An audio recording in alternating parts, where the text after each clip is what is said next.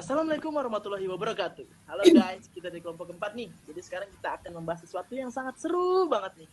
Tentu saja kita akan membahas persoalan di KKS. Kisah-kisah kampus, kisahnya anak kampus. Bersama teman-teman yang sudah hadir di sini, ada Mbak Indah, ada Mbak Salsa, dan Mbak Maria. Monggo Mbak Indah, mari memperkenalkan diri dulu. Baik, halo teman-teman. Perkenalkan nama aku Indah Gita Pertiwi. Teman-teman bisa memanggil aku Indah. Aku berasal dari jurusan Ilmu Komunikasi, kelas G Universitas Ahmad Dahlan. Oke, selanjutnya ada Mbak Salsa. Mari Mbak Salsa. Hai semuanya, nama aku Salsa Nabila Zahro.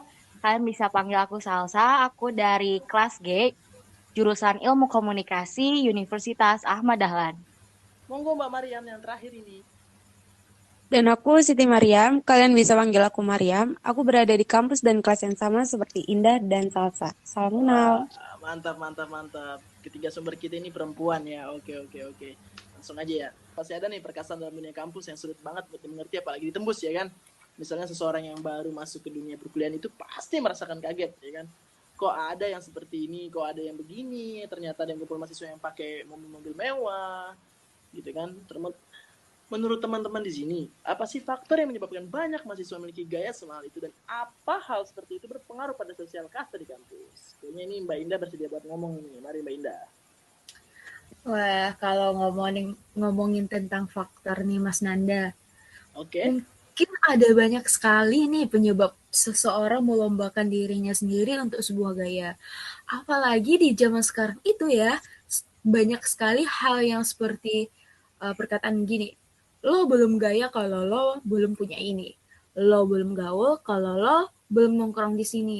Nah, kata-kata itu yang sesingkat itu Mas Nanda, itu semua bisa membuat pikiran tentang gaya menjadi prioritas daripada studinya sendiri.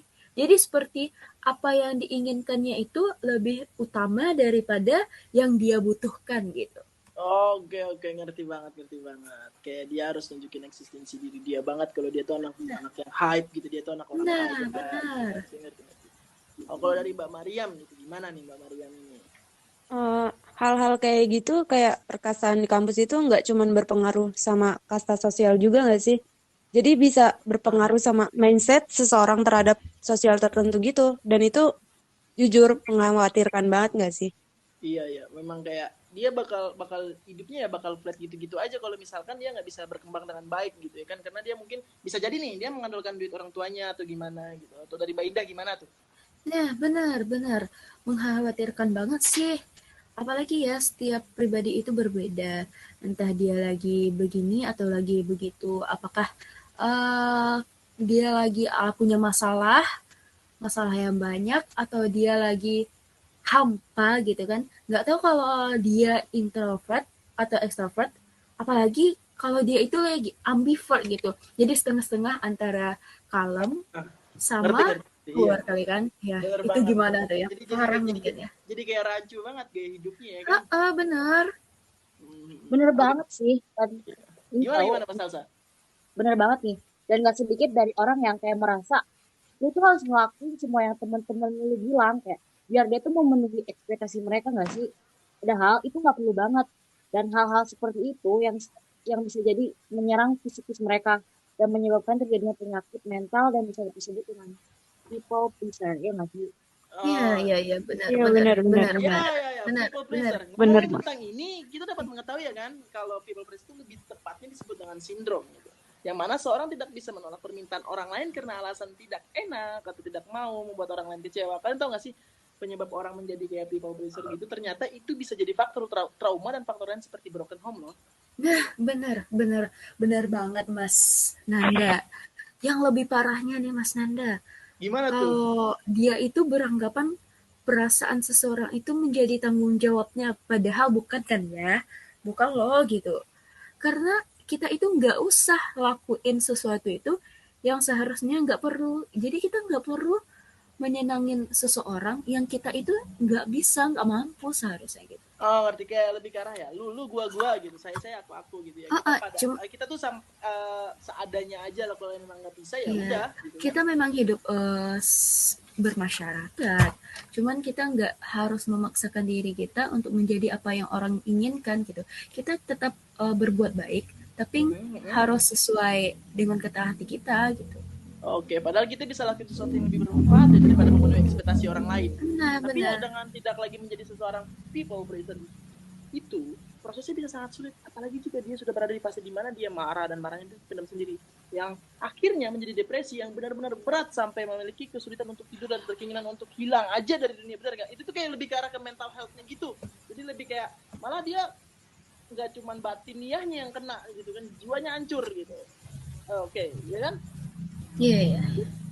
Iya benar banget tahu. Kalau udah depresi itu udah parah banget sih. Kayak berawal dari ingin memenuhi ekspektasi, malah kayak berujung jadi depresi nggak sih? Benar Eh, sih, kayak pengaruh lingkungan sekitar tuh kayak lebih membuat kita jadi pribadi yang bukan kita. Jadi, kita tuh nggak oh, jadi diri kita sendiri. Dan banyak orang juga kayak bilang, segala hal yang terjadi di dunia remaja, itulah yang akan membekas dan membentuk seperti apa kita di masa depan. Jadi kayak berpengaruh banget ya sih, ngaruh banget. ya gimana gimana Intinya, gimana? intinya, intinya kita harus berhati-hati ya nggak sih dalam pertemanan ataupun apapun itu. Kayak kita menjalani hidup bagaimana dengan siapa kita bergaul. Apalagi kita udah di fase kuliah gitu. BTW nih, kalian kan ini dari 3 kampus yang sama gitu, ya kan? Kalian ada nggak sih orang-orang yang bergaya demi eksistensi gitu? Tapi sebelum gua nanya itu, gua tuh pengen nanya sama kalian gitu. Sebenarnya kalau orang mau hidup gaya yang memang hype, kita bisa katakan itu hype ataupun glamor, itu tuh kalau misalkan memang ekonomi dia mampu, itu salah apa benar sih menurut kalian? Siapa yang mau jawab? Kalau aku deh. Oke, Kalau mungkin. kalau menurut aku salah sih enggak. Cuman kita harus tahu penempatan Mas Nanda. Bener banget, harus tahu penempatan gitu. Jadi Benar. jadi kayak gimana ya, kalau ya circle lu memang orangnya apa adanya, ya lu kayak gitu gitu, lu ngalur aja di situ ya kan, nggak harus yang kayak lu harus menampakkan kekayaan lu gitu. Oke, kita langsung aja ke pertanyaan gue tadi, yang di tempat kalian itu ada nggak sih orang-orang yang bergaya demi eksistensi gitu? Wah, Ada. jelas ada. Oh, ada. Ada. Pastinya ada. Ya gimana ya? Kayak selera mungkin atau apalah, nggak paham. Masih mending kan kalau misalnya bergaya itu karena duit sendiri. Coba kalau bergayanya pakai duit orang tua, itu maksain banget nggak sih? Iya benar. Karena keren itu nggak harus dengan lo pakai outfit dan bawa apa sih menurut menurut aku ya. Paham, paham. Kayak banyak cara gitu ya untuk menjadi keren gitu. Tapi lu balik lagi ke merekanya sih ya. Kalau misalkan ya merekanya pengen bergaya yang memang dari orang tuanya, ya apa boleh buat. Karena mungkin mereka nggak punya pemikiran yang harus bisa beratitude yang memang menghargai orang sekitarnya mungkin gitu ya. Gitu. Iya benar. Aku ada fun fact gitu ya. Iya. Kebanyakan orang yang kaya dan tidak punya teman tuh dia jatuhnya nerd, terus dia nggak punya teman dan dia tuh nggak punya relasi, dia nggak punya pengalaman untuk di hidup yang akan datang, ya kan? Iya benar. Bener banget sih. Memang nggak main-main ya circle dalam perkuliahan itu, ngeri-ngeri Ini sampai parah. jalannya mental loh. Kesehatan mental itu memang perlu dijaga sih seharusnya. Walaupun sulit buat nemuin pertemanan yang sehat, yang misalnya membawa pengaruh positif, bukannya malah sebaliknya malah gitu kan. Apalagi tidak sedikit orang nih, khususnya mahasiswa yang dari awalnya dia udah nggak baik-baik aja, punya trauma lah atau di masa SMA-nya, ataupun punya sesuatu yang membuat dia takut untuk bersosialisasi, kita bisa bilang dia ansos lah gitu kan. Bahkan dia takut ketemu orang banyak karena merasa nggak pantas atau takut sesuatu yang dia nggak mau terjadi lagi gitu padanya, ya kan? Iya Benar. benar. Kayak mungkin dia punya trauma di masa lalu, kayak pernah ngalamin body shaming yang kadang-kadang tuh untuk sebagian orang tuh bukan hal yang sepele yang bisa dilupain cuma dengan kata maaf. Kejadian kayak gitu tuh bisa membekas banget sampai-sampai seseorang hidup bersamaan dengan sesuatu yang membuat dia takut, jadi susah buat berkomunikasi ke orang lain, yang jatuhnya malah ansos, dan dia tuh bakalan pasti banget dia bakalan takut hal itu terjadi lagi sama dia. Bener banget sih. Kayak orang-orang tuh kayak bisa gak sih kayak menghindari hal-hal yang tidak dia inginkan yang buat terjadi kayak itu kayak menghindari hal-hal yang gak dia inginkan itu buat gak terjadi gitu. Kayak jadi antisosial, kayak yang mana dia menghindari sosialisasi dalam skala besar maupun kecil. Jadi kayak udah ansos dia kayak udah bodo amat gak sih? Iya benar. Jadi Iya benar. Dan hal masalah kesehatan mental ini nggak sepele gitu. Nggak nggak bisa didiamin sih. Harus jaga-jaga kita kalau ada ciri-ciri teman kayak gitu ya nggak sih guys? Oke, jadi gitu ya, obrolan tentang dunia perkampusan yang sangat berpengaruh pada seseorang. Kasta itu memang selalu ada ya guys ya dalam perkuliahan gitu ya kan. Bener nggak? Bener Benar. Bener banget. Circle banget. pertemanan yang macam-macam jenisnya dan bisa dibilang ngeri ya kalau kata orang sampai mengganggu kesehatan mental loh. Mana tugas numpuk, masalah pertemanan, masalah yang lain banyak sekali sebenarnya. Nah ini dari gua ya. Gua tuh punya pengalaman tuh pernah kuliah dulu ya kan di suatu universitas negeri lah di Yogyakarta. Jadi di mana circle di tempat gue tuh kasarnya itu bukan tentang hidup mewah, bukan tentang apa, tapi tentang ambisnya untuk ngerjain tugas. Percaya nggak? Ya, Itu tuh ada. lebih ngeri, itu tuh lebih ngeri karena mereka itu sampai gini loh, sampai saling saking mereka tuh pengen kasta, mereka tuh dipandang dengan dosen anak pintar, mereka tuh sampai bikin kubu, terus dalam kubu itu ada kubu lagi gitu loh. Oh iya, iya, iya. Pernah Itu dengar nggak sih kalau misalkan kayak nugas aja ada kubu dalam kubu, bahkan mungkin kalian pernah ngalamin kalau misalkan pembagian kelompok itu harus aku pengen sama dia, aku pengen sama ini, aku pengen sama itu gitu ya kan. Iya, iya, iya. Ada tuh, ada. Aku tuh udah gimana ya, udah pernah juga yang ngalamin yang namanya gak usah di kampus lah, di luar kampus juga pernah gitu ya kan, yang dalam artian bahkan sahabat sendiri tuh tiba-tiba dia punya kubu masing-masing, apalagi nih cewek-cewek nih kan, dia punya grup nih bertiga, semisal kayak Mbak Siti, Mbak Salsa sama Mbak Indah. Kalau aku sih lebih males sih circle-circlean gitu. Oh Aku jadi kamu malah sama orang yang anak ansos ya? enggak kayak Oh, oke oke. gimana ya? Lebih ke ikut gabung kemana-mana gitu loh. Jadi ke sini Oh, masuk, ke sana masuk. Mendingan kayak gitu aja sih kalau aku.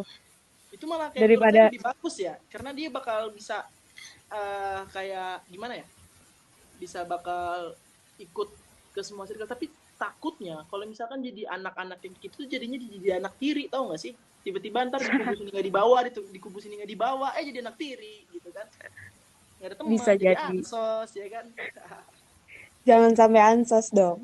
Ya jadi ya pembahasan kita kali ini tuh memang memang memang dalam banget ya tentang circle kasta-kasta di kampus tuh yang memang merembetnya sampai ke mental health gitu, sampai orang-orang tuh bahkan sampai dia ada loh yang memang kasus di luar negeri ataupun di mana yang sampai bunuh diri gara-gara circle pertemanan yang sering dibully ya kan. Banyak banget Iya, bahkan di Korea. Benar-benar. Mungkin ada kata-kata penutup nih dari Mbak Indah atau Mbak Mariam atau Mbak Salsa. Silahkan kalau mau satu-satu masing-masing ngomong, kasih quotes indah gitu tentang kehidupan di kampus, gimana baiknya gitu. Monggo, siapa duluan? Saya tunjuk aja ya, Mbak Salsa aja deh, gimana? Kalau menurut aku sih ya, sebenarnya kayak lebih baik kayak kita tuh hidup kayak biasa aja gak sih? Kayak nggak usah kayak peduli kayak orang lain kayak harus gimana. Lu misalkan lu harus punya HP iPhone, lu baru temen geng sama gua. Lu harus gini baru temenan sama gua, kayak nggak perlu gak sih? Kayak udah kuliah tuh kayak udah gede gak sih? Iya Kayak benar. Iya. tapi kayak udah kayak masih bocil gak sih kayak gitu? Kayak ini sama siapa aja gitu, nggak usah kayak pilih-pilih lah. Ini Oke, loh itu berputar gitu. siap. Dari Mbak Indah, gimana Mbak Indah? Kalau menurut aku ya, perkastaan itu nggak perlu gitu. Circle kalau beda ya, kalau circle itu antara perlu sama tidak perlu gitu. Tergantung, Tergantung ya kan. tergantung. Mantap. Kalau circle-nya membawa kebaikan untuk bersama, itu Tidak nggak membawa apa-apa. mudarat gitu ya kan. Iya, tidak membawa mudarat, tidak nggak apa-apa. Cuman kebanyakan circle-circle yang sekarang itu circle-nya anak orang kaya, anak orang pinter gitu. Jadi Siap. apalagi ya di kampus itu kebanyakan apalagi di Indonesia yang gayanya selangit tapi Ekonomi sulit. kenyataannya ekonominya sulit gitu. Asik. Ekonomi sulit. Jadi ya Jadi udah, potongan kata-katanya gini, hidup edit, ekonomi sulit ya ya kan. hidup biasa-biasa aja gitu. Oke. Untuk mental health juga gitu. Sebenarnya eh, mental health kesehatan mental itu sangat harus dijaga gitu. Iya, siap. Karena kalau udah kena mental, udah masuk ke hati gitu, ke batin gitu, menusuk, itu penyembuhannya lama gitu.